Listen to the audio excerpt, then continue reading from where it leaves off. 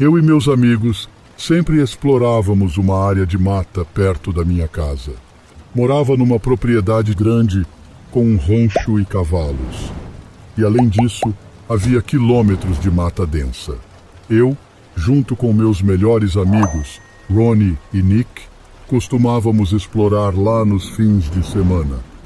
Criamos nosso próprio caminho, que nos levava a uma clareira circular onde fazíamos fogueiras e às vezes acampávamos. Uma noite depois da escola, planejamos acampar na nossa clareira. Chegamos e começamos a montar o acampamento pouco antes do pôr do sol. Juntamos lenha e acendemos a fogueira quando começou a escurecer. Depois de um tempo ao redor do fogo, Ronnie e Nick sugeriram explorar mais fundo na mata. No começo, eu estava relutante, pois não conhecíamos bem a área além daquele ponto, e havia o risco de nos perdermos no escuro. Apesar das minhas dúvidas, acabei cedendo e concordando. Deixamos a maior parte das nossas coisas para trás e seguimos com lanternas. Andamos devagar e com cautela, tentando abrir caminho entre galhos e arbustos. Com o passar do tempo, comecei a ficar preocupado de nos perdermos. Sentia que já estávamos perdidos e expressei isso a Ronnie e Nick. "Vamos, cara, relaxa", Ronnie disse, "mas eu queria voltar." Mesmo assim, não queria me separar deles, então continuei seguindo. Depois de mais meia hora, Nick concordou que deveríamos voltar. Ronnie não queria, mas acabamos convencendo-o, já que não encontramos nenhum novo lugar para acampar. Viramos e seguimos no sentido oposto, ou pelo menos era o que pensávamos. Liderava o caminho, às vezes levando galhos no rosto. Com mais tempo passando, a preocupação aumentava.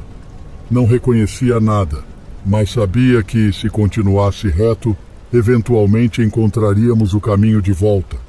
Porém, a cada passo, a preocupação crescia. Chegamos a uma área com grama alta formando uma espécie de parede nos lados. Olhei para Ronnie e Nick, que também estavam preocupados. "Acho que estamos perdidos", Ronnie disse. Nick sugeriu que a grama alta provavelmente fazia fronteira com propriedades perto da minha casa e que não devíamos estar tão longe.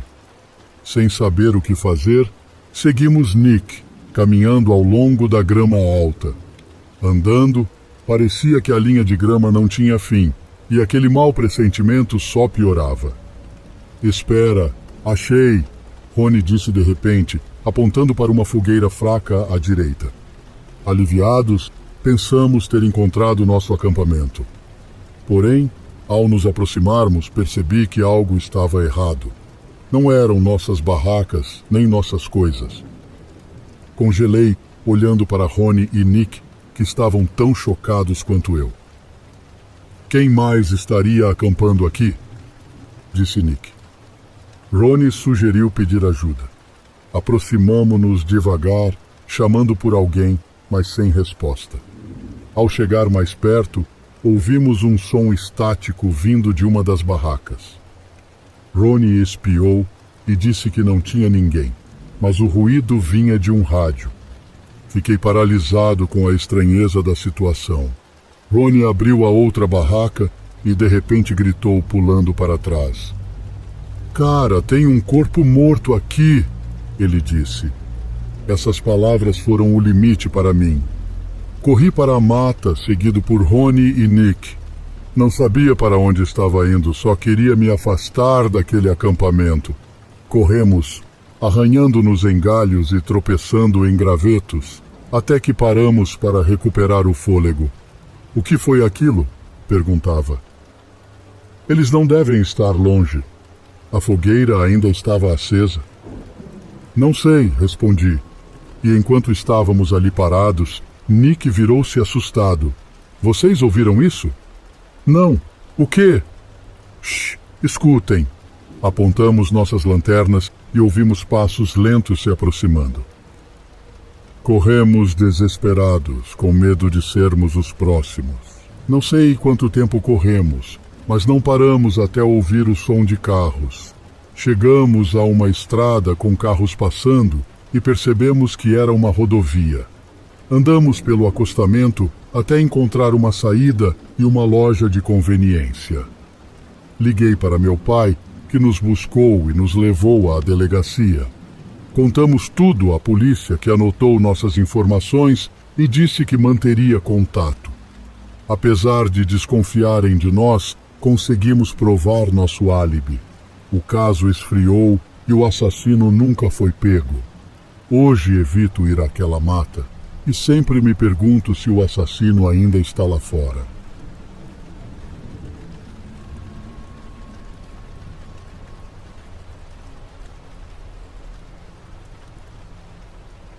Eu fazia parte de um grupo parecido com os escoteiros, então passávamos muito tempo na floresta.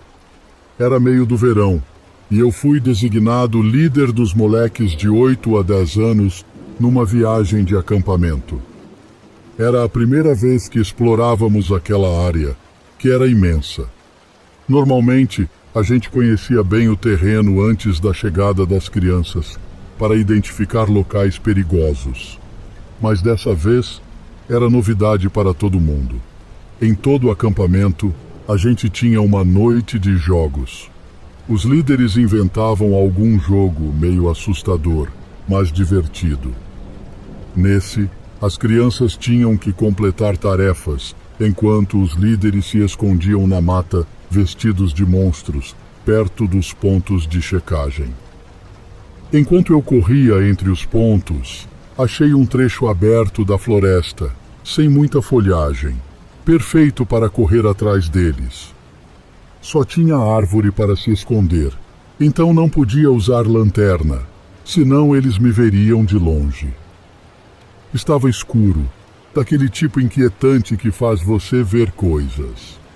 Fiquei lá vendo uma sombra do meu tamanho passar por mim algumas vezes. Não dava para ver direito, achei que estava imaginando coisas. No fim do jogo, vi a sombra de novo, perto de uma árvore. Pensei que era outro líder assustando as crianças.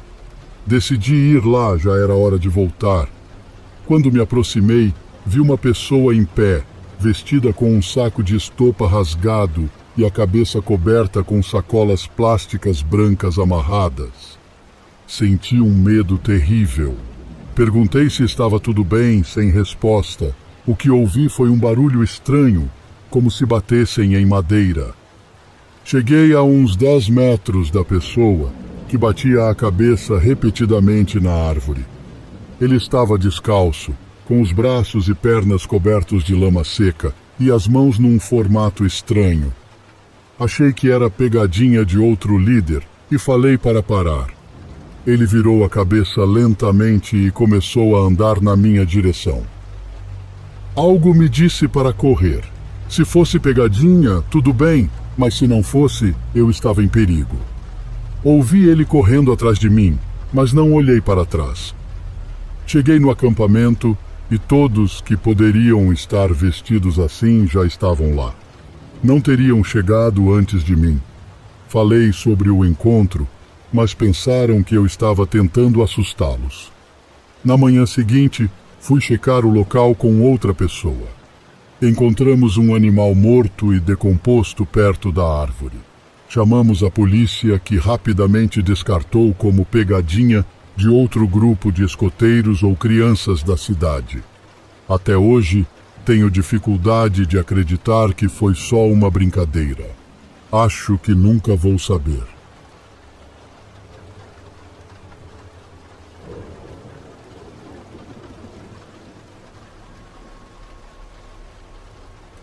Fiquei um tempo sem acampar, foram uns 2 anos, mas recentemente voltei para uma aventura. Nós éramos 4 ao todo. Levei alguns amigos que já tinham acampado comigo antes e um deles trouxe a nova noiva.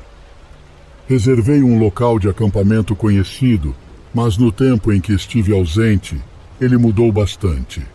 As árvores estavam mais robustas, os arbustos mais densos e, em geral, A vegetação estava mais colorida e abundante. As trilhas que serpenteavam pela floresta ao redor estavam completamente tomadas pela vegetação.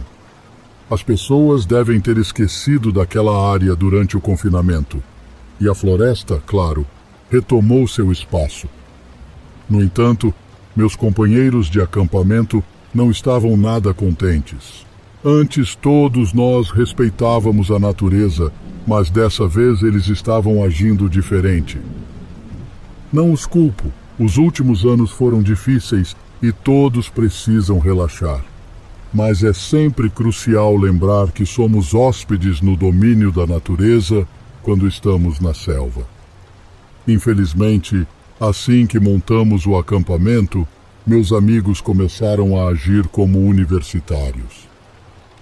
Quebravam galhos, bebiam cerveja em excesso, jogando as latas na floresta, e até espalhavam brasas da fogueira pelo acampamento, só para brincar com o fogo. Eles estavam quebrando todas as regras possíveis. Eu fiquei chateado com eles e pedi que parassem, mas eles simplesmente me entregaram uma cerveja e disseram para eu relaxar. Tentei aproveitar, mas conforme a noite avançava, eu me cansava. Enquanto todos se divertiam ao redor da fogueira, eu fui dormir mais cedo. Não estava fisicamente cansado, apenas de mau humor. Eles falavam alto, gritando bobagens. Não sei que horas eram, mas já era tarde quando finalmente se calaram e dormiram. O silêncio da floresta era um alívio. Fiquei acordado por um tempo, ouvindo os insetos. Quando levantei para ir ao banheiro, vi algo inusitado. Ao chegar perto da borda da floresta, meus olhos se perderam na escuridão. Vi um par de olhos me encarando. Levei um susto e me virei por um instante. Quando olhei de novo, os olhos estavam mais perto. Era uma pessoa, ou parecia ser, parada ali, com algo arrepiante na postura. Chamei, mas sem resposta. Acendi a lanterna e vi que era a noiva do meu amigo, parada de forma estranha, como se estivesse sendo sustentada por cordas. Chamei por ela, mas ela apenas repetiu minhas palavras com minha própria voz. Era impossível. Ela não sabia fazer imitações. Recuei, e ela avançou copiando meus movimentos. A situação era aterrorizante. Voltei para as tendas, chamando pelo noivo dela. Ele apareceu confuso e mostrou que ela estava na tenda, dormindo. Fiquei sem entender. Olhei de novo para o lugar onde ela estava, mas não havia ninguém. Steven, o noivo, me achou perturbado e disse para eu tentar dormir, mas eu não conseguia relaxar. Fiquei acordado, atento a qualquer barulho. Assim que amanheceu, decidi que era hora de ir embora. Apesar dos protestos, insisti para que todos arrumassem as coisas. Eles não me levaram a sério, achando que eu estava alucinando. Mas como o carro e metade dos equipamentos eram meus, tiveram que me seguir. O caminho de volta foi em silêncio. Desde então não estamos nos falando direito. Eles querem que eu procure ajuda, mas sei que não estou louco. Se alguém souber de algo semelhante, gostaria de pesquisar. Talvez algo naquela floresta tenha se acostumado com a ausência humana e não gostou do nosso retorno. Ou talvez eu esteja mesmo perdendo o juízo. De uma coisa tenho certeza, não pretendo acampar tão cedo.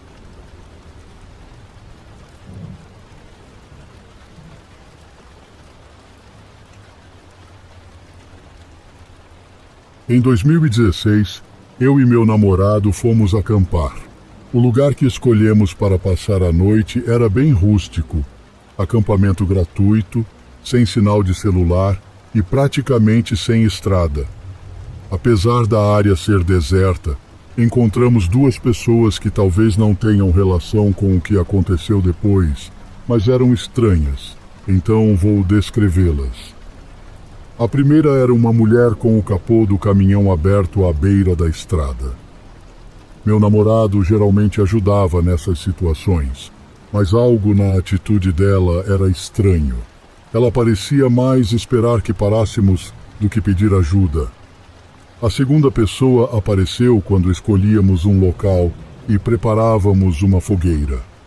Meu namorado notou que era o mesmo carro passando várias vezes, e o motorista nos observava. Isso nos deixou desconfortáveis. Então decidimos procurar outro lugar. Encontramos um novo ponto, mas aí percebemos que, se o cara do carro quisesse nos encontrar, seria fácil seguir nossos rastros. Essas duas pessoas talvez não tenham relação com o verdadeiro terror que vivemos mais tarde. Já estávamos dormindo na nossa barraca, por volta das 3 da manhã, quando acordamos com um barulho muito alto. Era como se fosse uma metralhadora engasgando ou uma pá arrastando no cascalho. Olhamos pela janela da barraca, mas não vimos nada. O som se repetiu algumas vezes. Meu namorado tentou me acalmar, dizendo que devia ser algo distante e para tentar dormir. Eu estava apavorada, e qualquer barulho me assustava. Depois de um tempo, meu namorado disse para nos prepararmos porque íamos embora. Fiquei ainda mais assustada quando ele pegou o facão que tínhamos comprado para a viagem. Sentamos na barraca em silêncio, ouvindo atentamente por qualquer som estranho. Quando pensamos que estava tudo bem, ouvimos passos se aproximando. Congelei e meu namorado segurou o facão, focado nos passos que ficavam cada vez mais próximos. Pareciam estar passando perto da nossa fogueira. Meu namorado gritou perguntando quem estava lá, mas sem resposta. O silêncio foi quebrado pelo som de alguém respirando pesado, como um bufar, do lado de fora da nossa barraca. O som dos passos começou a rodear a barraca, arrastando algo no chão. Meu namorado continuava gritando para a pessoa ir embora, mas era como se ela não o ouvisse. A situação ficou insuportável quando ouvimos o zíper da barraca abrindo. Meu namorado ameaçou a pessoa com o facão e isso pareceu ser suficiente para afastá-la. Ficamos na barraca, aterrorizados, até o amanhecer. Arrumamos tudo rapidamente e fomos para o carro. Vi uma lata de cerveja perto da fogueira que não estava lá antes e não tínhamos levado cerveja. Quando chegamos ao carro, o alívio virou desespero novamente. Alguém tinha sifonado todo o combustível. Por sorte, o carro era híbrido e conseguimos chegar a um posto de gasolina a alguns quilômetros de distância. Decidimos ficar em um hotel pelo resto da viagem. Foi um susto e tanto, mas no fim, ficamos bem.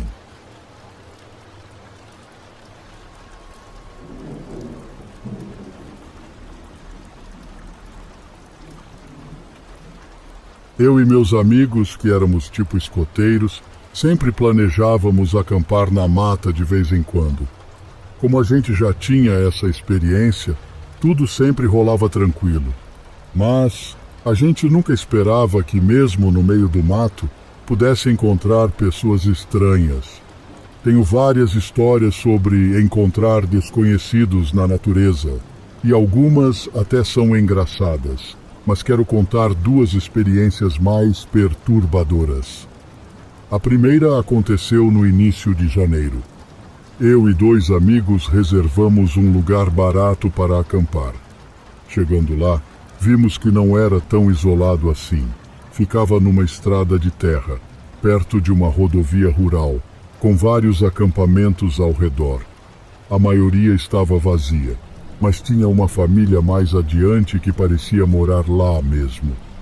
Bem em frente ao nosso acampamento, tinha um cara sozinho acampando de Subaru com um facão na cintura. Ele nos observava montar acampamento. Ele parecia um ermitão que preferia ficar sozinho na mata. Ele manteve distância no primeiro dia, mas no segundo começou a se aproximar.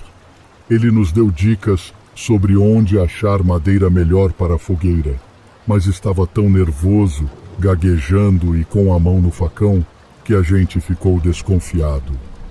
À noite, chegou um grupo grande de jovens da cidade, bem ao lado do acampamento do cara do facão. Ele ficou visivelmente irritado. Quando um cachorro foi brincar com ele, o cara quase surtou. Ele até ameaçou atirar no cachorro se ele voltasse. Os jovens pareciam não ligar muito para ele. Na segunda noite acordamos com o barulho deles falando alto. Ficamos zoando eles em voz baixa, imitando o mais chato do grupo. Depois fomos dormir nas nossas redes. Acordei cedo, mas estava frio demais para levantar. Depois ouvi vozes e vi que o cara do facão estava conversando com meu amigo, que estava tentando acender a fogueira. Ele veio até nosso acampamento e confessou que quase foi lá com uma pistola fazer eles se calarem. Nós três concordamos em acabar com a viagem mais cedo. Saímos antes das 10 da manhã, comentando que se tivéssemos ido embora e depois visto no noticiário que alguém tinha atacado um acampamento cheio de gente de Orlando, seria horrível. Felizmente, isso não aconteceu, mas ficamos com a sensação de ter abandonado aquelas pessoas à própria sorte.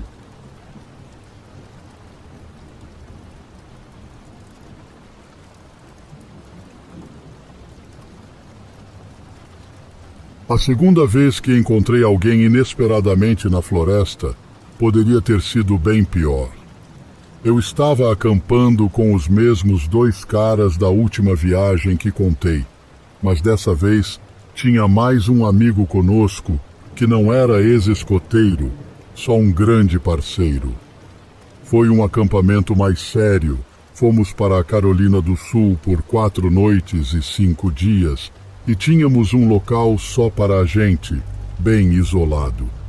Depois de dirigir por uma estrada de terra por alguns quilômetros, a estrada terminava num círculo e estacionamos os carros, descendo a pé até o local de acampamento, que ficava numa margem alta do rio. Não lembro exatamente a época do ano, mas estava quente e seco, então o rio estava raso na maioria dos lugares, com alguns poços mais profundos. A vegetação era diversa e o terreno montanhoso, bem diferente do que estávamos acostumados na Flórida. Levamos equipamentos de pesca e planejamos explorar o rio. Infelizmente, eu, como pescador iniciante, não estava com sorte, mas todos estávamos curtindo a viagem. No entanto, no segundo ou terceiro dia, começamos a nos estressar um pouco uns com os outros. Foi então que alguém teve a ideia de cruzar a fronteira para a Carolina do Norte, que não era tão longe, e ir a um lugar chamado Sliding Rock. Não era uma má ideia, mas eu não estava muito interessado. Todo mundo queria ir, e aqui cometemos um erro bobo. Nos escoteiros, eles ensinam sobre o sistema de duplas. Se você está em alguma área selvagem, nunca deve sair sozinho. Sempre tem que ter pelo menos uma pessoa com você, caso se depare com algum problema. Mas, como não tínhamos encontrado nenhum perigo nas primeiras 48 horas, decidimos que 3 deles iriam para a tal excursão e eu ficaria vigiando o acampamento. Sei que não foi a coisa mais segura ou inteligente, ainda mais considerando que meu celular estava quase sem bateria, mas eles me deixaram as chaves do outro carro caso precisasse de ajuda, e na verdade foi relaxante enquanto eles estavam fora. Fiz umas comidas no fogo, li um pouco e depois lavei a panela no rio, bem perto do acampamento. Foi assim que peguei meu primeiro peixe, um bagre que veio comer os restos que joguei na água. Tirei uma foto e mandei para os amigos. Depois libertei o peixe e fui mais abaixo no rio tentar pescar outro. Peguei um pequeno axigã, mas como a água estava rasa, Só estávamos pegando peixes pequenos. Depois de soltar esse também, decidi descansar um pouco, sentando numa pedra nas corredeiras suaves. Estava curtindo a paisagem quando senti algo estranho. Tive a sensação de estar completamente sozinho, longe de casa, num território desconhecido, o território dos Apalaches. De repente, ouvi um galho quebrar na mata íngreme à minha direita e fiquei alerta, procurando algum movimento. Não vi nada, mas quando olhei para mim mesmo, notei minhas pernas e virilha cobertas por dezenas de sanguessugas. Entrei em pânico e comecei a tirá-las freneticamente, e quando senti que tinha tirado todas, voltei correndo para o acampamento.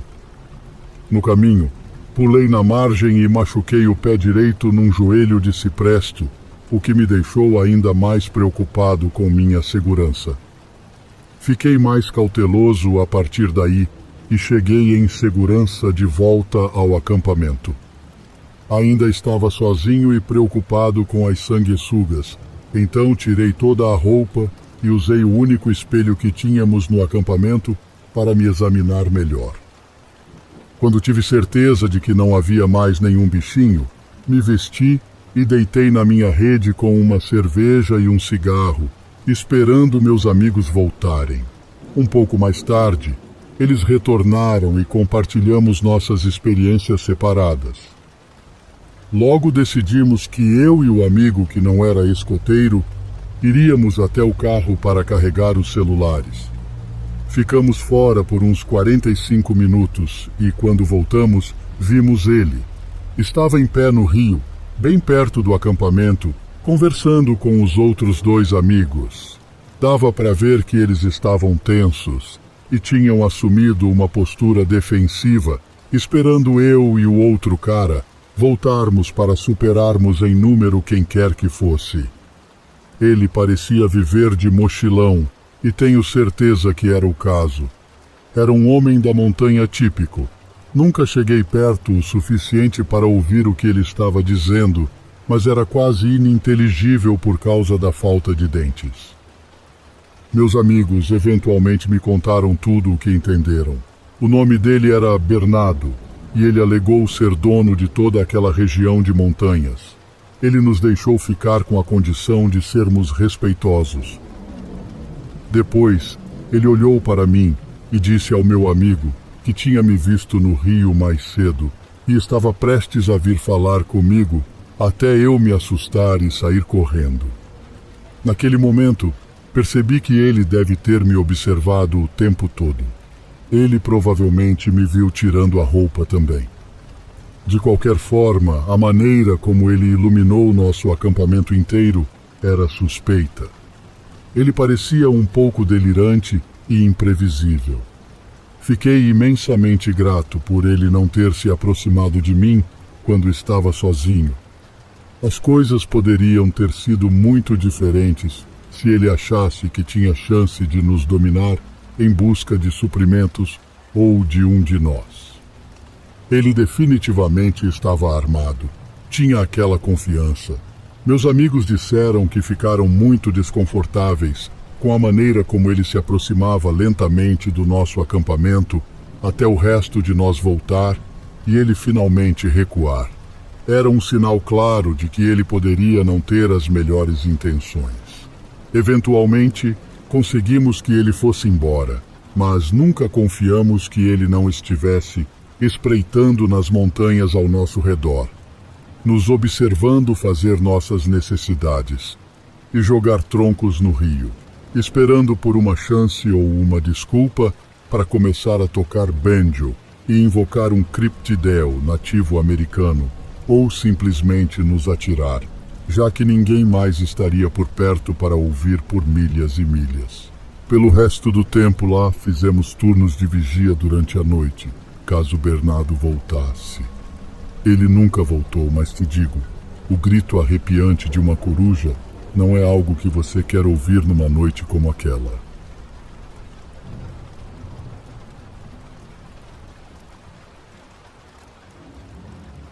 O lobisomem da província de Carpoli. De uma família de 8 filhos, Pedro Plínio era o único homem e o filho caçula. Ele era diferente.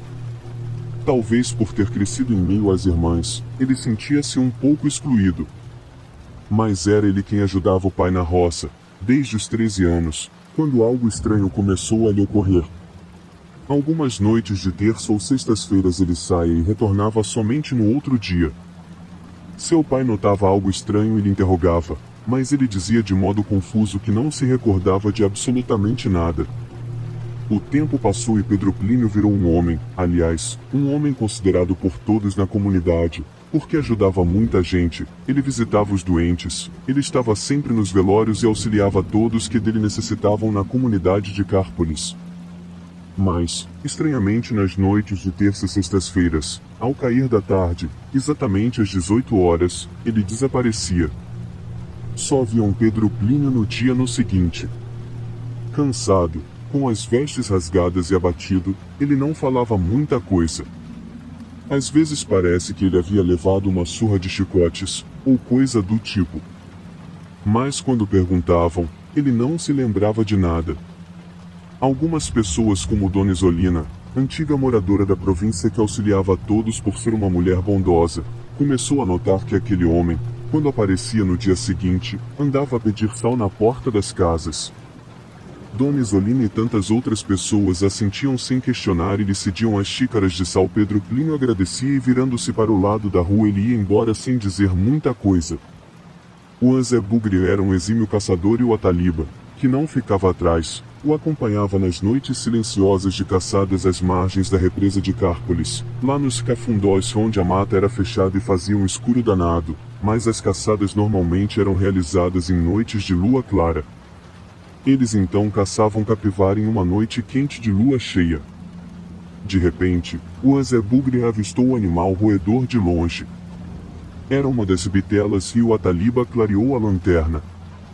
E então, o Anzé Bugre abriu fogo. Mas nesse momento, um uivado de lobo muito forte tiniu os ouvidos dos amigos caçadores e aquele som ensurdecedor aproximou-se dos dois que se arredaram, gritando ainda mais forte. A capivara havia morrido após o tiro, mas eles avistaram um enorme cachorro, ou lobo, peludo e de olhos vermelhos como fogo, que além de abocanhar a capivara morta, partiu para cima dos 2 homens.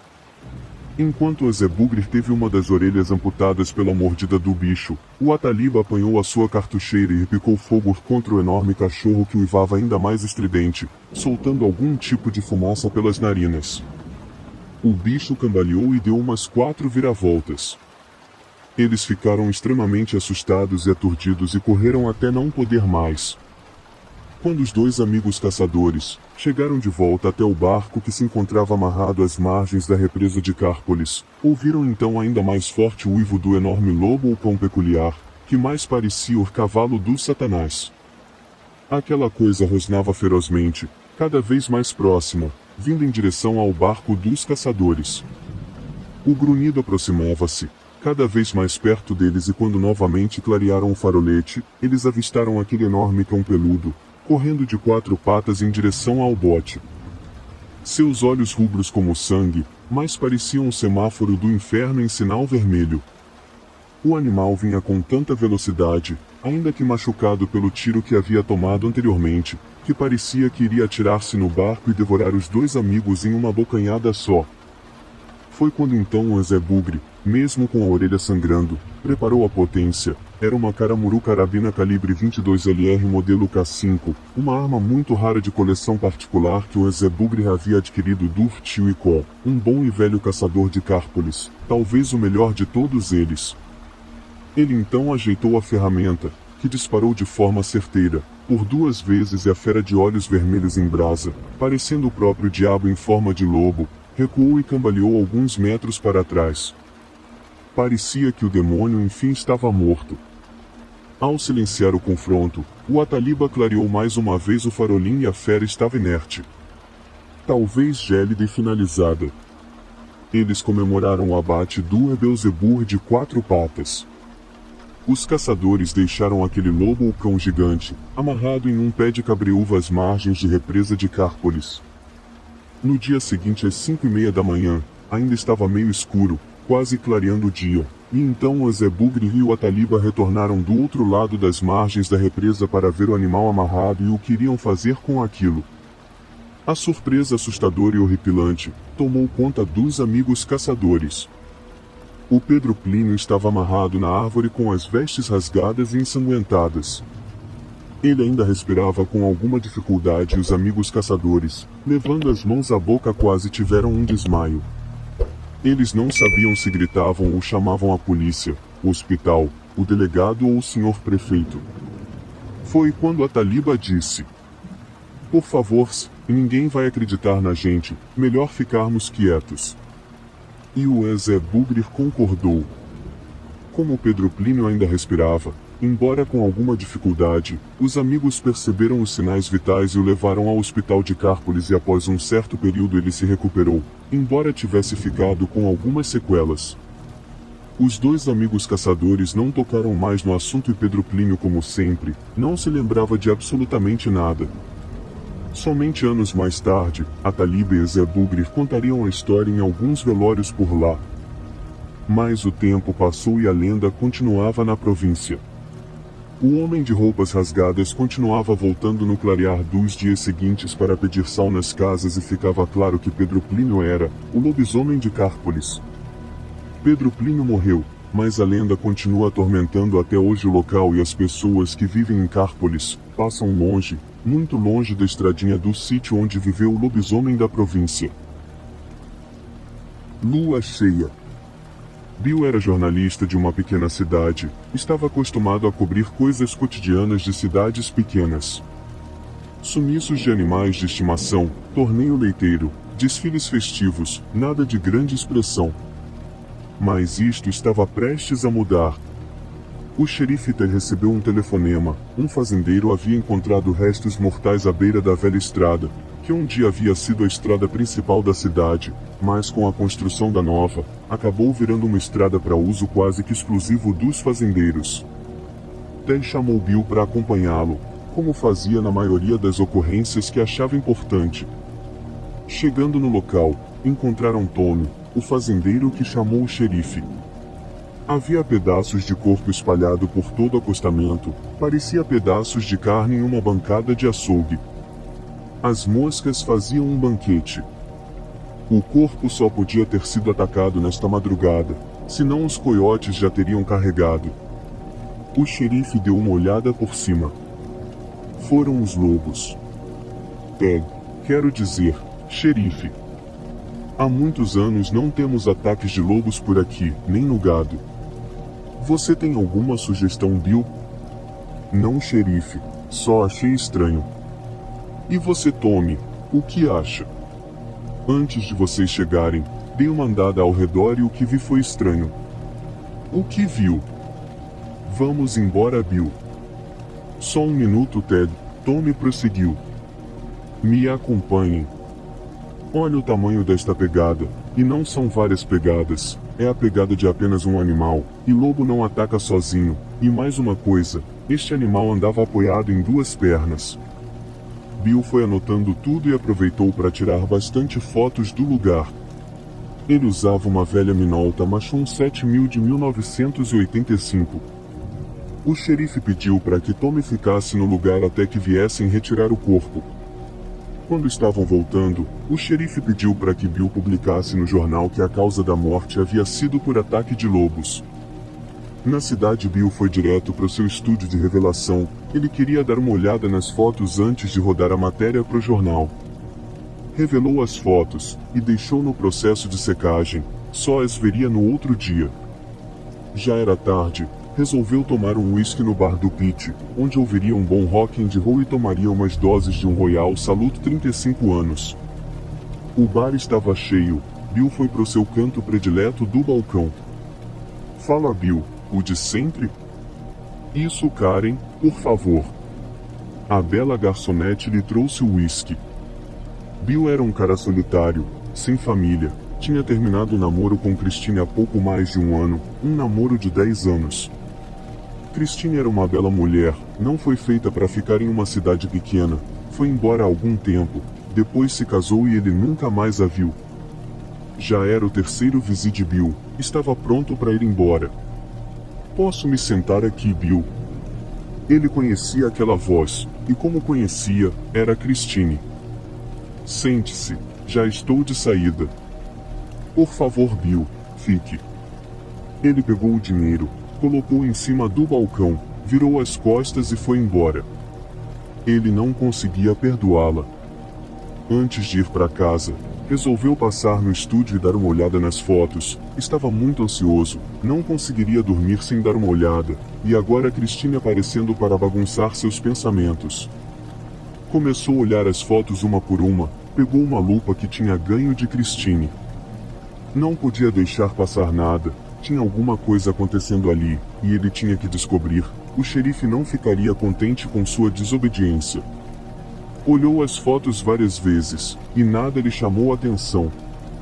Precisava escrever o artigo para o jornal, colocaria que os lobos foram causadores daquela morte. Quem era a pessoa morta? Mais cedo ou mais tarde alguém sentiria sua falta. Alguém bate na porta, 4 da manhã. Aquele dia ainda estava longe de acabar. Olá, Bill. O que você está fazendo aqui, Christine? Preciso falar com você. Não temos mais nada para falar. Seu marido sabe que está aqui? Ele que achou melhor eu te procurar. E não estamos mais casados. Fale logo então. Não vai me convidar para entrar? Está frio aqui. Pensou um pouco, ele não tinha esquecido o que ela fez, mas o fato de ter se separado mexeu com ele. Me desculpe, entra. Estava trabalhando. Alguma coisa séria aconteceu? A hora que a matéria sair, você ficará sabendo. E não veio até aqui para falar do meu trabalho. Ainda não me perdoou. Vou tentar ir direto ao assunto, me arrume um pouco de uísque. Ele foi em um armário e pegou a garrafa de Royal Salute que tinha, foi até a geladeira, pegou 3 pedras de gelo e as colocou no copo. Toma com 3 pedras ainda? Sim. O que te traz aqui? Vim resolver uns papéis da venda da casa do meu pai. Sinto muito pelo que aconteceu com ele. O pai de Christine havia morrido de infarto sozinho em casa, só perceberam sua morte 5 dias depois. Um vizinho sentiu um cheiro forte, cheiro de morte, e chamou o xerife. O xerife, por sua vez, chamou Bill para acompanhá-lo, na época. Bill citou um trecho da canção predileta de Bob no artigo que veio sobre sua morte. O trecho desta música do Deep Purple que falava assim: parece o fim. Quando você está mais perto de perder seus sonhos do que perder um amigo voando cego. Estou atirando no escuro. Quem eu encontrei? Oh, garota. E isso me tornará uma vida inteira. Eu juro que destruirei todas as paredes. O amor conquista tudo. Bob foi mais um que você abandonou nesta cidade. Os olhos de Christine se encheram de lágrimas. Ela pegou seu copo com uísque e virou em apenas um gole. Me desculpe, Christine, não tive a intenção de deixar você triste. Você tem razão. Fui atrás da minha felicidade, sem saber que já era feliz. Me dê mais um uísque, por favor. Bill encheu seu copo novamente, e aqueles gelos voltaram a flutuar, como icebergs em um copo de uísque. O dia já estava raiando. O telefone de Bill toca. Era o xerife chamando para averiguar o que parecia ser outro corpo encontrado. Christine, preciso sair um pouco, não devo demorar muito. Preciso ir para o Hotel Bill. Não, você não está em condição de dirigir, tem uma cama no estúdio, você deita lá e me espera. Ela acenou com a cabeça que sim. Ele a levou até o estúdio, pôs ela na cama e a cobriu. Ficou-a olhando por um breve momento, era uma linda mulher, e ele ainda a amava. Mas via sinal de preocupação em seu rosto. 5h40 da manhã, se encontrou com o xerife atrás de um posto de gasolina desativado, que ficava no centro antigo da cidade. Lugar hoje frequentado por usuários de drogas. Um destes rapazes o chamou, ligou para ele de um telefone público. Bom dia, Bill. Bom dia, xerife. Você dormiu, Bill? Está com uma cara de ressaca. Fiquei trabalhando, revelando as fotos. Por que não usa uma câmera digital igual a todos? Porque elas não enxergam como as câmeras antigas. Me acompanhe. O xerife o levou até onde o corpo estava, partes do corpo. Havia partes do corpo por toda parte, como se um grande liquidificador tivesse sido usado. Os lobos estão chegando mais perto. Você acredita mesmo que são lobos, Té? O que mais poderia ser? Não sei, mas já vi ataques de lobos. Eles fazem uma bagunça, fezes, urina. Cadê isso aqui? Não sei, Bill. A única coisa que sei é que nossa cidade não precisa de histórias fantasiosas. Tire suas fotos. Teve alguma novidade do outro corpo? Pelos restos das roupas e testemunhas que viram um andarilho, tudo indica que seja ele. O telefone do xerife tocou. Ele conversou por algum tempo. Parecia que as coisas só pioravam. Bill aproveitou este tempo para tirar muitas fotos. Uma coisa lhe chamou a atenção: um jovem estava deitado na parte de dentro do que já foi uma loja de conveniência. Bill se aproximou. Olá, amigo, tudo bem? Ele não respondeu nada, estava em choque. Bill não sabia se era efeito da droga, ou ele tinha visto alguma coisa. Está com fome, amigo? Ele fez com a cabeça que sim. Bill enfiou a mão no bolso e pegou uma barra de chocolate Souffleur, o seu predileto. Toma, é seu. Na hora que ele foi pegar, Bill puxou o chocolate. Qual o seu nome? Tim. Tim, você viu alguma coisa? Assim que fez a pergunta, Tim cobriu a cabeça como se estivesse com medo. Bill, vamos. O pessoal já chegou para retirar o corpo. Tim, tome seu chocolate, mais tarde vou te trazer um trago e alguma coisa para comer. Mas Tim continuou com a cabeça coberta, como se estivesse escondendo de algo. Bill colocou o chocolate no chão ao lado da coberta. Vamos, Bill, depois você conversa com seu novo amigo. Pra onde, xerife? No caminho eu te falo. Saíram daquele lugar e foram em direção à represa, uns 3 quilômetros de onde estavam. Mais um corpo, xerife? Não, mas pode ser a resposta para a pergunta de hoje. Não entendi. Mas vai entender. Pararam o carro onde fica o portão que tranca o acesso à represa. Sully, o assistente do xerife, os esperava. Xerife, Bill. Olá, Sully. Como estão as crianças?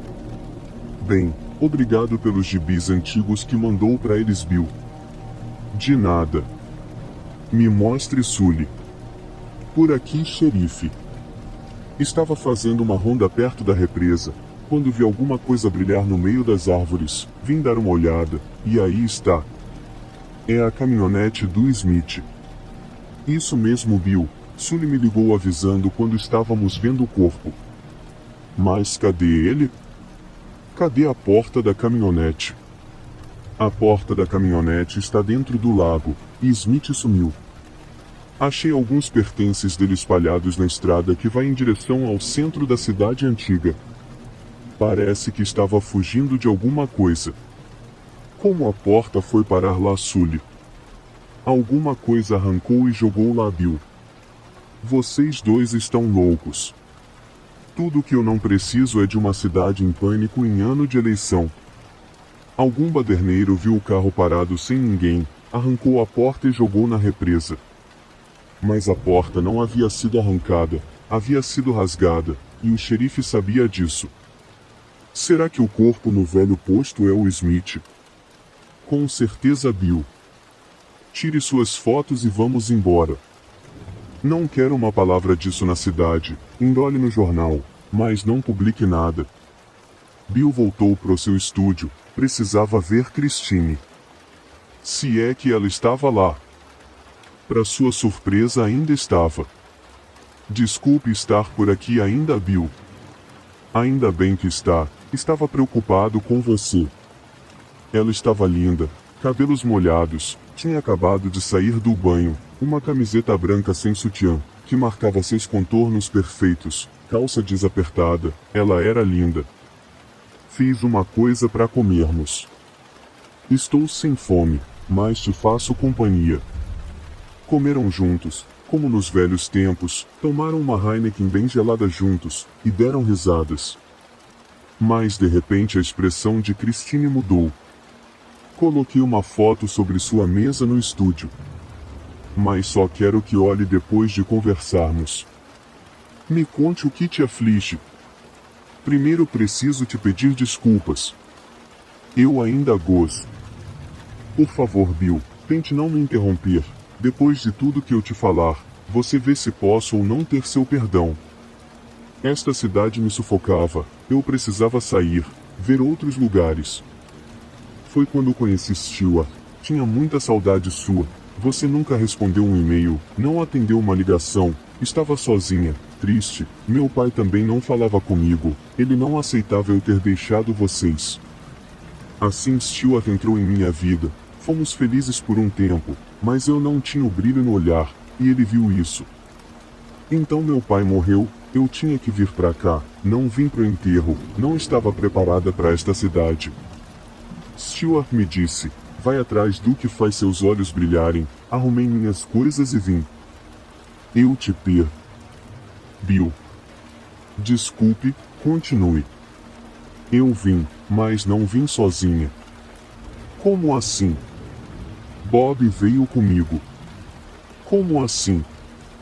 Quando eu fui embora, sabia que estava grávida de 3 meses. Pensei em tirar o bebê, mas me apaixonei por ele na minha barriga, e era um pedacinho seu. Me desculpe ter escondido isso. Você me privou de ver o nascimento do meu filho, me privou de receber a notícia de sua gravidez, me privou de ver sua barriga crescer. Mais do que isso, um outro homem viveu grande parte disso. Preciso pensar, vou tomar um banho, estou 2 dias sem dormir, me espere aqui. Bill foi para o estúdio, precisava esfriar a cabeça, mas antes de tudo, precisava ver a foto do pequeno Bob. Assim que viu, foi amor à primeira vista, voltou correndo com a foto na mão, mas Christine havia ido embora. Já estava tarde, ela sozinha, e aquela criatura solta. Ligou, e caixa postal. Pegou a foto do pequeno Bob, e percebeu que havia algo escrito atrás. Bill, você demorou para chegar, olhei suas fotos, me desculpe. Não sei quem ou que fez isso, mas na parte de trás do que parece ser o rosto da vítima caída no chão, se prestar bem atenção, tem uma marca, e é a marca de uma pulseira de relógio Cartier. Provavelmente esta coisa bateu com tanta força na vítima, que a marca da pulseira ficou gravada. São daquelas pulseiras que esticam, pulseiras elásticas. Stuart tem um desse. PS, dá para trabalharmos juntos, risos. Como não tinha visto isto antes? Ligou pro xerife na hora. Fala, Bill, já dormiu? Me escuta, xerife, é muito sério o que vou te falar. O que foi, Bill? Sei que vai parecer loucura, mas preste atenção. O suspeito de matar Smith, o andarilho, é humano. Quantos foi ao salude já bebeu hoje? É sério, Ted, pelo menos um pouco humano. Ele usa um relógio Cartier. Você está bem? Em uma das fotos que revelei, tem uma marca atrás do pescoço da vítima, e é da pulseira de um relógio Cartier. Mande quem você puder provar do pizzo, vê se tem alguém com um relógio Cartier, ele é nosso suspeito. Vou mandar, Bill, você nunca me decepcionou, te devo essa. Só mais uma coisa, você gosta de pescar, que lua nós estamos, xerife? Lua cheia, por que, Bill? E pode me chamar de Ted, afinal somos amigos. Acho que é um lobisomem. Agora você foi longe demais. Mande quem puder provar do Pete, eu vou atrás de Christine e do meu filho. Filho? Agora não tenho tempo. Depois te explico. Bill desligou o telefone, pegou sua garrafa de Royal Salud de $300, pegou umas fatias de rosbife e bacon, enfiou em 4 fatias de pão de forma, colocou em um saco de papel e levou tudo pro carro. Antes de sair, ligou para Suzy. Suzy era a melhor amiga de Christine. Oi, Bill. Oi, Suzy. Você está com a Christine? Não, ela pegou o Bob e disse que ia voltar para casa. Obrigado, depois te explico. Pegou sua caminhonete Silverado e saiu cantando. O pneu parou no posto onde foi encontrado o corpo. Haviam várias pessoas, estava procurando por Tim. Entrou na antiga loja de conveniência. Tim. Está procurando alguém, Playboy? Um rapaz tirou um estilete da cintura. Acho que vou ficar com a sua carteira, Playboy. Pode ficar, estou procurando Tim. Você ouviu? Perguntou passando a carteira pro grandalhão. Devolve a carteira para ele, Snake. Mais Tim. Snake, por favor. Está bem, Tim. O grandalhão devolveu e se mandou. Obrigado, Tim. Te trouxe whisky e um lanche de rosbife com bacon. Preciso que me conte o que viu. Já vi muita coisa feia neste tempo que moro na rua, mas o que vi nesta madrugada me assustou mesmo. Não era humano, e ao mesmo tempo era, não consigo explicar. E começou a tomar o caro whisky aos goles. Ei, devagar, eu entendo o que está me contando, continue. Estava dormindo, quando ouvi ossos se quebrando, e gritos. Aquela criatura que parecia um lobo gigante que andava sobre 2 pernas, como um homem. Era muito forte, cada tapa que ele dava, era um membro que era destruído, jorrava sangue para toda parte. Quando o homem já tinha sido dilacerado, a criatura se ajoelhou sobre aqueles pedaços de corpo, olhou para o céu, mais precisamente para a lua, uivou, como se estivesse agradecendo, e em poucos segundos se transformou em um ser humano. Vou embora, esta aberração pode voltar para me pegar. Obrigado pelo whisky e pela comida, a maioria das vezes somos invisíveis. Por nada, Tim, só mais uma coisa, como ele era na forma humana. Tinha 1,90 de altura, uns 100 quilos, cabelo grisalho, foi o máximo que consegui ver chapado e com medo, foi um milagre ver isso. Muito obrigado e boa sorte, tome este dinheiro para você. Tim lhe agradecia, quando o telefone tocou. Era o xerife. Estou com seu homem na delegacia. Estou perto, estou indo para aí. 10:30 da noite, Bill chega à delegacia. Aí está o homem do Cartier Bill. Não é ele. Como? Onde arrumou este relógio, amigo? É meu. Quer ser acusado de 2 homicídios? Se não, é melhor falar a verdade. Está bem. Estava no banheiro, um homem de cabelo grisalho e bem forte entrou, estava com o pulso machucado, tirou o relógio para lavar o ferimento, deixou o relógio no lavabo e foi ao mictório, então peguei e fui pro balcão do bar, vi o homem sair do bar, entrar em uma Mercedes e ir embora. Enquanto isso, um acidente na pista principal da cidade impediu Christine de sair, fez o retorno e se dirigiu para a antiga pista da cidade, a estrada onde foi achado o corpo do andarilho. Era uma noite com uma grande lua cheia. Bob ia dormindo como um anjo no banco de trás. Christine sente a direção pesada, o carro balança de um lado para o outro, até que para no acostamento. A roda do carro havia quebrado. A alguns quilômetros dali Bill está apavorado, tenta ligar para Christine, e só caixa postal. 11 horas da noite, ele chama o xerife para ir até o Sr. Klein, o joalheiro da cidade. Boa noite, xerife. Bill, no que posso ajudar vocês a esta hora? Fale com Bill, ele me trouxe até aqui. Preciso de prata, derretida. Eu tenho, não muita, vou pegar. Discreto, um dos requisitos desta profissão, o joalheiro nem questionou para que era. Enquanto isso os dois sussurravam. Você ficou louco, Bill? Você faz suas munições, Já fizemos uma entrevista sobre isso. Vamos fazer balas de prata. Você acredita mesmo nisso? Tenho certeza, mas agora não temos tempo. A mulher que amo e meu filho estão em perigo por aí, eu sinto isso. Aqui está sua prata, Bill. Obrigado, Sr. Klein. Bill pagou o homem e foram até a delegacia fabricar suas balas. 11h30 da noite, no outro canto da cidade, Christine está parada no acostamento de uma estrada deserta, apenas ela e o pequeno Bob de 4 meses. Ela tira o telefone da bolsa e vê que está desligado.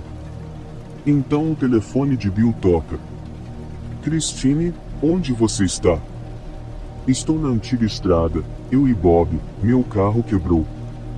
Escute, só escute, saia daí com o carro. A bateria do telefone dela acaba.